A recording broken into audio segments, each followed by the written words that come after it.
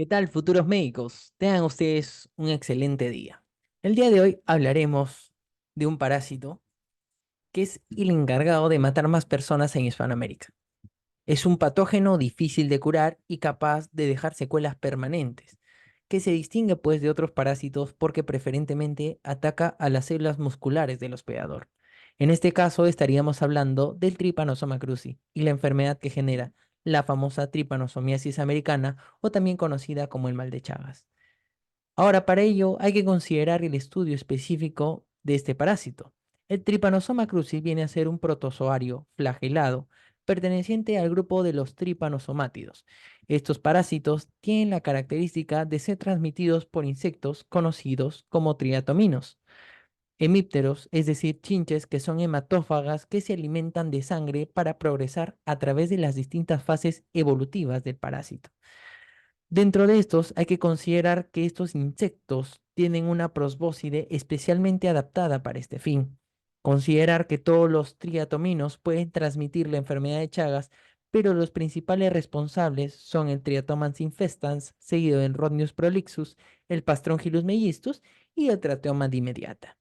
Ahora hay que considerar, ¿no? Dentro de su estudio, que vienen a ser insectos bien adaptados a los entornos tanto peridomésticos, rurales y que también son insectos ampliamente extendidos en el continente americano. Por ello, dependiendo del país en donde residan, van a recibir distintos nombres, como vienen a ser las chinches besuconas o la chirimacha, vinchuca, chipo, pito, chinche o barbeiro. Barbeiro en el caso de Brasil o chirimacha en el caso de Perú. Considerar también que este Trypanosoma cruzi presenta un ciclo heteroxeno. ¿Qué quiere decir? Dos formas del ciclo biológico, una dada dentro del vector propiamente dicho y otra dada dentro del hospedador definitivo. Vamos a hablar un poquito acerca de lo que viene a ser este ciclo biológico del parásito, empezando por lo que viene a ser el ciclo biológico en el vector. Para ello, hay que tener en cuenta que el ciclo en el vector inicia cuando la vinchuca se alimenta de la sangre de un hospedador infectado, ¿no? Ingiere los tripomastigotes que se ubican en la sangre de este hospedador y estos se transforman pasan al estómago y se transforman en epimastigotes, que se van a multiplicar consecutivamente por división binaria. Una vez multiplicados estos epimastigotes, se van a ubicar en lo que viene a ser el recto o el intestino grueso del vector, teniendo en cuenta aquí que estas formas van a transformarse en tripomastigotes metacíclicos que van a ser aquellos listos para ser liberados en las heces de la vinchuca. Ahora bien, una vez que tenemos listos los tripomastigotes metacíclicos, hay que considerar que la transmisión se da al hombre. ¿Y cómo inicia? Igual, inicia con la picadura de la vinchuca infectada por formas parasitarias del Trypanosoma cruzi, llamadas tripomastigotes metacíclicos, que pica a un mamífero. Pero ahora hay que tener en cuenta algo importante aquí. La infección del parásito por el triatomino no es directamente por la picadora, sino que en el intestino del triatomino está ahí los tripomastigotes metacíclicos. Lo que se genera es que conforme el triatomino va picando y va alimentando de la sangre, a la vez va a ir defecando y dentro de las heces van a estar los parásitos, es decir, son heces contaminadas. Esta picadura del triatomino genera una reacción dérmica en el hospedador, lo cual genera que se rasque y inocule estas heces infectadas por los tripanosomas cruzi. Ahora, una vez que entra en contacto con lo que vienen a ser las heces contaminadas, estos van a pasar a través del torrente sanguíneo, teniendo en cuenta que van a interactuar con las células de tejidos. Una de ellas viene a ser los macrófagos, que son las primeras células o la primera línea de defensa. Hay que considerar que van a tener una interacción con el macrófago y diferentes mecanismos dados por el parásito van a inhibir su fagocitosis, teniendo en cuenta uno de estos puntos que genera su fase de proliferación, es decir, dentro de las células se van a proliferar estos tripomastigotes generando una forma evolutiva denominada los amostigotes, que se multiplican por fisión binaria en las células de los tejidos infectados. Una vez que se multiplican, tienden a tener un gran tamaño, generan lisis celular y estos a mastigotes son liberados al torrente sanguíneo, generando una transformación a otro estadio que viene a ser el tripomastigote metacíclico, que nuevamente llega a torrente sanguíneo y se genera la parasitemia en el hospedador definitivo. Ahora bien, hay que considerar que los tripomastigotes tienen la capacidad de infectar otras células y también transformarse en amastigotes intracelulares, que no solo pueden ubicarse a nivel de los macrófagos, puede ubicarse en tejido muscular, en tejido neural y en tejido dependiendo en sí de la respuesta inmunitaria del hospedador, ¿no? Que puede diseminar a otros órganos. En tener en cuenta, dentro de la etiología y la prevalencia, que las formas biológicas ya estudiadas, como los hemos visto, son tripomastigote, epimastigote y amastigote. Recuerden la palabra 3. ¿Por qué les digo que recuerden la palabra 3? Tripomastigote, epimastigote, amastigote son tres formas evolutivas. Triatomans infestans, que viene a ser el vector más frecuente asociado al Trypanosoma cruzi. Recuerden, Trypanosoma cruzi, Trypanosoma infestans y tres formas evolutivas. Tripomastigote, epimastigote y amastigote. Teniendo en cuenta que el tripomastigote viene a ser la forma infectante y diagnóstica, también conocida como la forma flagelar del parásito. Epimastigote viene a ser la forma intracelular para el vector, es decir, para el triatómino, y amastigote viene a ser la forma intracelular para el hospedador definitivo, es decir, al mamífero o el ser humano. La forma infectante, como les digo, es el tripomastigote y la vía de transmisión, hay que considerar aquí muy importante la vía de transmisión. La vía de transmisión puede ser a través de la autoinoculación, cuando se da un contacto aproximadamente del hospedador propio hacia alguna parte de la mucosa o propiamente cuando se rasca el ojo y está en contacto con la conjuntiva del ojo, que da un signo clínico característico de la inoculación de este parásito, que viene a ser el signo de Romaña, o a través de lo que viene a ser la piel. Hay que considerar que también existe una transmisión vertical, doctores, ¿sí? Es decir, que la madre que está infectada con lo que es Trypanosoma cruzi puede, a través de la placenta, transmitir el parásito, ¿sí? Y a través de las transfusiones sanguíneas si es que el paciente está cursando con un cuadro de parasitemia. Ahora, hay que considerar también que la inoculación se puede dar a los ojos, como les dije, a través de la autoinoculación, cuando el paciente se rasca la herida infectada y lo lleva hacia los ojos y está en contacto con la conjuntiva, se genera el signo de Romaña, o la propia piel, que también es su signo característico que vamos a hablar, la famosa chagoma. Ahora, dentro de lo que viene a ser su epidemiología, frecuentemente las zonas de mayor riesgo son las zonas rurales. Como les mencioné, estos vienen a ser triatominos que están adaptados preferentemente a las zonas peridomésticas y rurales, ¿no? Por ende, la región suroccidental del Perú viene a ser la zona más afectada por estos vectores. Dentro de la clínica, como ustedes observan, les debe llamar la atención este niño golpeado. No, no, doctores, no es un niño golpeado, sino que es un niño que tiene una inoculación en la conjuntiva del ojo, lo cual genera el signo de Romaña. ¿Que cómo se caracteriza este signo de Romaña? El signo de Romaña viene a ser una edematización periocular acompañado de eritema y de inflamación, que se caracteriza por la inoculación de estos parásitos a nivel de la conjuntiva. Y el otro que ustedes observan acá, que viene a ser una zona indurada, eritematosa, que viene a ser el sitio de infección del Trypanosoma cruzi en la piel.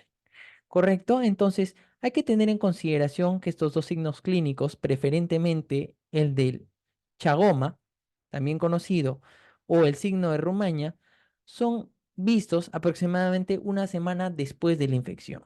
¿Sí? Ahora hay que considerar que dentro de lo que viene a ser la clínica, una vez diseminado el parásito en el organismo, va a generar clínica sistémica, como viene a ser la fiebre, la presencia de adenopatías o en formas graves en pacientes inmunosuprimidos o pacientes pediátricos, van a generar miocardiopatía chagásica o también generar la meningoencefalitis chagásica. ¿Sí? Considerar también, doctores, que el signo de Romaña es un signo pactognomónico de los niños, de pacientes pediátricos, clásicamente. Ahora, dentro de lo que viene a ser la fase crónica e indeterminada, está generada por un cuadro de disminución de parasitemia en sangre, es decir, la población de parásitos en la sangre durante esta fase de la enfermedad está disminuida. ¿Qué quiere decir? Por la respuesta inmunitaria de nuestro sistema inmune, genera una disminución de la población de los parásitos. Bien, dentro de esta fase, como la disminución de los parásitos es más, se considera que es una fase asintomática en los pacientes inmunocompetentes, pero puede haber una fase crónica clínica que se da en 20 a 30%. Hay que considerar que dentro de este 20 o 30%, dentro de la fase crónica, se puede generar daños irreversibles en años e incluso décadas después de haber sido infectados. Es decir, que la respuesta inmunitaria puede suprimir la presencia de este patógeno en la mayoría de los tejidos, aún así este puede persistir en el interior de las fibras musculares y las neuronas, afectando en la fase crónica preferentemente al corazón y al tracto gastrointestinal. Bien, entonces, ¿qué vamos a tener en cuenta sobre la química crónica? Vamos a tener en cuenta preferentemente una de las causas más importantes de muerte, que viene a ser la miocardiopatía chagásica. ¿Sí? La miocardiopatía chagásica, que viene a ser una de las afectaciones más peligrosas y de mayor mortalidad en los pacientes con enfermedad de Chagas. Hay que considerar que dentro de lo que viene a ser la miocardiopatía chagásica, hay que considerar que es una miocardiopatía que se caracteriza por una dilatación excesiva. La dilatación interfiere con su capacidad de contraerse por afectación de las fibras musculares y con esto va a generar a larga data lo que viene a ser una insuficiencia cardíaca en el paciente. También hay que considerar que como viene a ser una afectación de la contractibilidad del corazón, puede generar ritmos o arritmias, lo cual genera la presencia de posibles coágulos de sangre por la estasis sanguínea o el flujo turbulento de sangre asociado a esta contractilidad anómala, lo cual va a llegar a infartos cerebrales potencialmente mortales, con la capacidad de dejar secuelas neurológicas.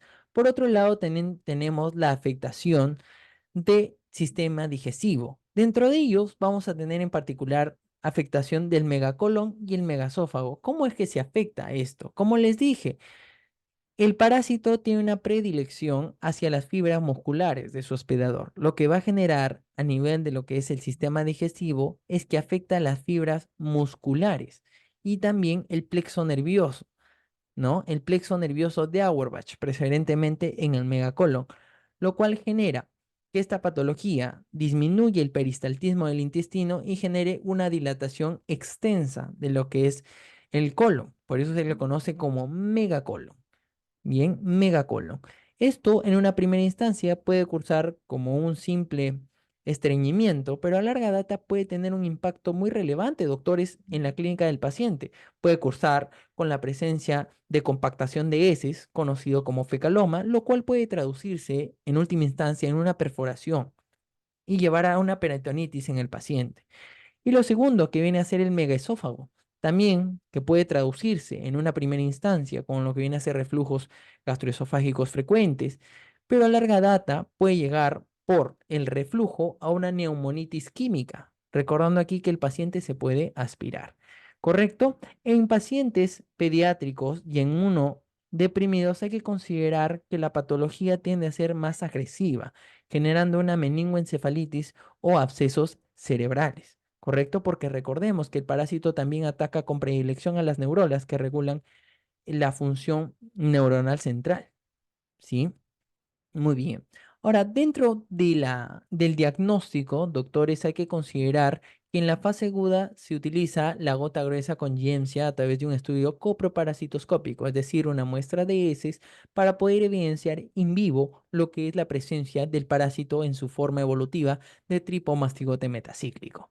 Y en su fase crónica, como disminuye la parasitemia, lo que nosotros tenemos que determinar es la presencia de antígenos, o perdón, la presencia de anticuerpos frente al antígeno del parásito, ¿correcto? Frente al antígeno del parásito. Dentro del tratamiento hay que considerar que pues el tratamiento en sí, la literatura se menciona, doctores, que el tratamiento no es al 100% eficaz. Se considera que el Nifortimox o el Besmidazol, que son los principales fármacos utilizados tienen efectos secundarios muy importantes y muy molestos, como vienen a ser vómitos, diarreas, dolor abdominal e incluso alteraciones neurológicas, como viene a ser el insomnio. Puede cursar con desorientaciones eh, neurológicas, pacientes con convulsiones, y también hay que considerar que son antiparasitarios que se toman por periodos largos, es decir, de 3 meses, y cuya efectividad no está garantizada. Entonces, en conclusión, es importante tener en cuenta acerca de esta patología. Lleva a la cronicidad y muchas veces su compromiso cardiovascular tiende a llevar a la muerte en el paciente. ¿Ok? Eso ha sido todo por hoy. Muchas gracias. Los espero en un próximo video.